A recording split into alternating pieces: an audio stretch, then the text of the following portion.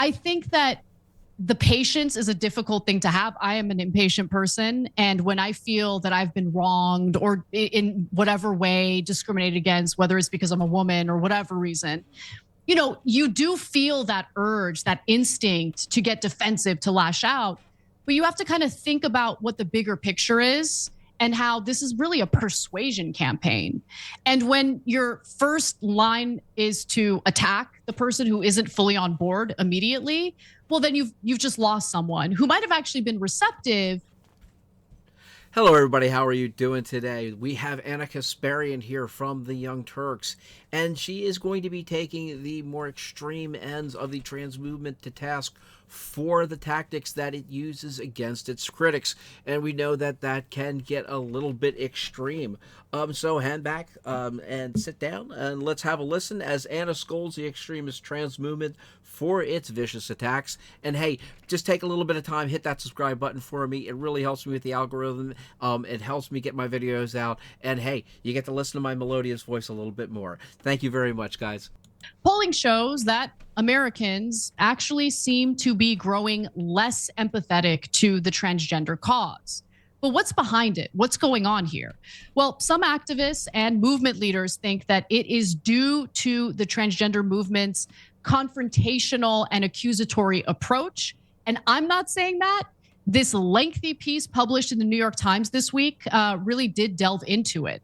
So on social media in particular, some of you might have seen time and time again, like advocates for the cause being pretty aggressive. And look, it comes from a good place. This is just about the tactics, right?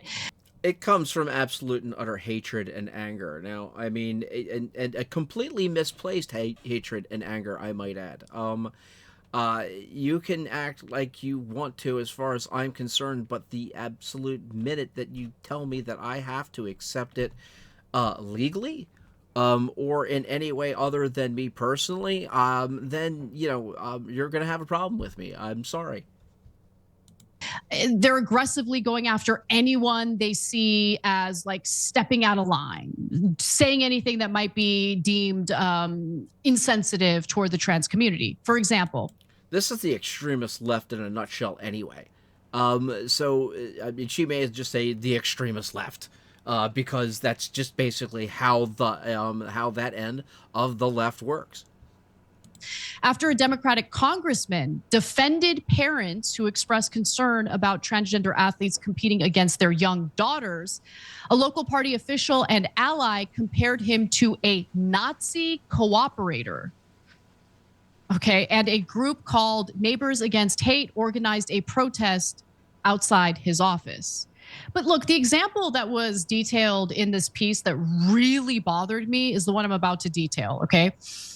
So last week, as we all know, Nancy Mace, and she's continued it like this week, like she's engaging in this really disgusting harassment campaign against an incoming transgender member of Congress, first openly transgender member of Congress to, serve in the House.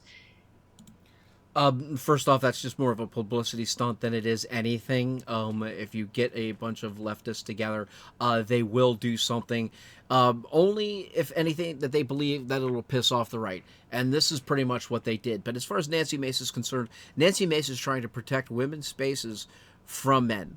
And I don't have a problem with that whatsoever. And there is absolutely nothing that's stopping this representative, whose name I do not know. If anybody does know, please hit me up in the comments.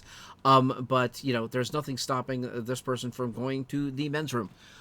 Use the stall if you have to. We don't really have a problem with that. I don't know if anybody out there has ever gone to a concert or a sporting event, but women have a tendency to go into the men's room while guys are there in the urinals, because we usually do not inhabit the stalls, to use the stalls because their bathrooms are chock full of other women. So we don't have a problem with it. I don't see why a genetic male has a problem with using the male's bathroom, but there you go. And her name is Sarah McBride. And just preemptively off the, right after the election where Trump. Send me comments anyway, okay? proved to be successful, partly because of airing an ad about Democrats' support for transgender people. You have Nancy Mace try to capitalize on that, try to kind of piggyback off of that. And that's why I believe she's been attacking Sarah McBride pretty aggressively. But you would think the transgender community, or at least the activists, would support Sarah McBride and want to protect her. But that, unfortunately, has not been the case. In fact, they are saying that she is a voice for her constituents rather than a voice for the transgender movement. And then they accused her of capitulating to the right. She has done. Oh my God, how horrible would it be for a representative to be the voice of the people that they represent? All right. This is why the transgender movement is losing traction, because it becomes more and more insane as it goes along. You go to the House of Representatives as a representative for the people. No such thing at all. Okay. The fact that now she's getting this kind of hate from activists really upsets me. But look, that kind of strategy also doesn't really seem to be working. It's actually been pretty counterproductive for the transgender community. More than 24. It's been very counterproductive for the transgender community. Red states now limit access to transition medical treatment, and public opinion is actually trending in the opposite direction that these advocates were pushing for. Fewer Americans today than 2 years ago say they support allowing children to undergo gender transition treatment, according to the Public Religion Research Institute.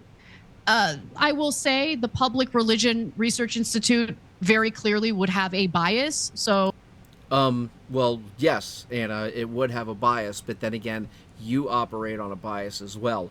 But however, the title of the organization does have the dirty R word in it, meaning religion. So, of course, she's going to take a pitch at it. I would take their data with some grain of salt.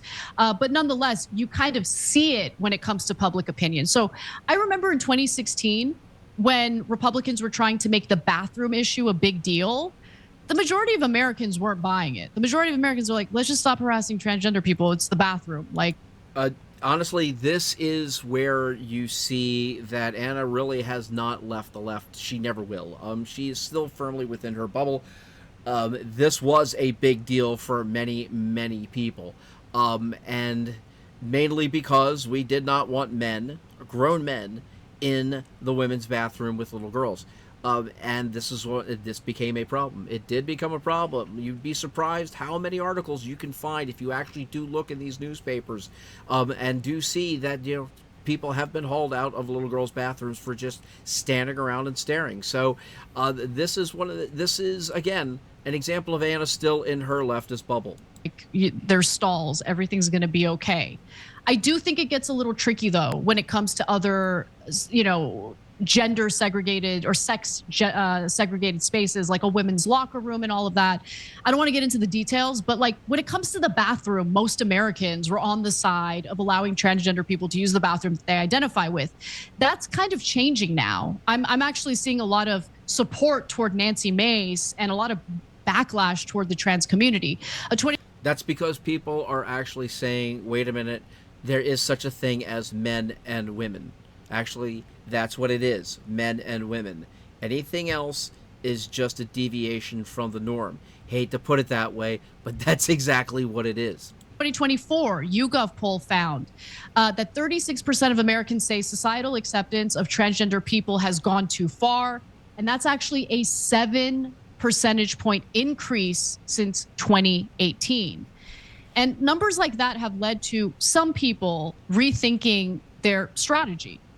So Rodrigo Heng, I don't want to mispronounce his name, but Rodrigo Heng Littinen, who's the executive director of Advocates for Transgender Equality, argues, quote, "We have to make it okay for someone to change their minds. We cannot vilify them for not being on our side. No one wants to join that team." And he says, no one wants to feel stupid or condescended to. Another advocate named Mara Kiesling, who founded the National... I think maybe we don't want to be preached to by people who have a clear mental disorder. And it's the normalization of this insanity that I think a lot of people are pushing back against right now. National Center for Transgender Equality back in 2002 remembered an adage that she used 20 years ago about the legislative priorities. You can't say don't fire them until you can say don't kill them, meaning that advocates should focus first on measures that reinforce the fundamental humanity of transgender people, such as hate crime protections. Then, she said, you can push more effectively for laws about discrimination. Again, this always comes down to passing laws to limit over 90% of the population's behavior for a small percentage of that population. And that's a little bit too much at that point in time. There's a little bit of difference between that and honestly, there is no difference between that. The laws are there. The laws are there that protect people and minorities and people like that. There are hate crime laws. There are things of that nature that do protect people from depredations of people on their selves. But this is about layering more and more laws on top of it, and that's where it becomes a problem. And she also argues that activists lost credibility with many Americans once they started accusing people of bigotry for having concerns about trans women in high-level sports. We looked unreasonable. We should be talking about the 7-year-old who just wants to play soccer with her friends. What we should be talking about is you staying away from the 7-year-old. Okay? That's what the problem is. Stay away from the 7-year-old. Kids have enough problems with their identity just normally without you throwing something in that just because, little Sarah doesn't like to dress like a girl. She likes to dress like a boy. She must be trans. No, she just likes to dress like a boy. There are things called tomboys, okay? They're great, actually. I've had known a few of them. They've been awesome, okay? But that's what it is. That's all it is. You just don't start hacking people to pieces. And this, again, is where the problem is. None of these people actually want to see the fact that they are going after our children, and we don't want that. Friends. And look, this is the critical takeaway from the piece. Advocates say that their research had found that the most effective messaging takes into account that most Americans do not know a lot about life as a transgender person and reinforce the basic idea that transgender people want what everyone else wants: fairness, respect, and love. The rest of us just want to be left the hell alone. Okay? We want to go on with our lives. We want to be able to live our lives the way that we always have. Okay? And we don't want this extra crap thrown into it just because we have to placate somebody for their insanity. And that's what it's come down to. Now, obviously, not everyone agrees, but the gay community won over the hearts and minds of Americans. It took a tremendous amount of patience. It took, almost like a public education campaign so people could actually familiarize themselves with gay people in this country. I don't know if you've been paying attention to a lot of the surveys or not, Anna, but people's are wearing thin with just the LGBT part of that whole LGB part of that whole alphabet community. So yeah, there's been a lot of people who have started just to get sick of the whole thing.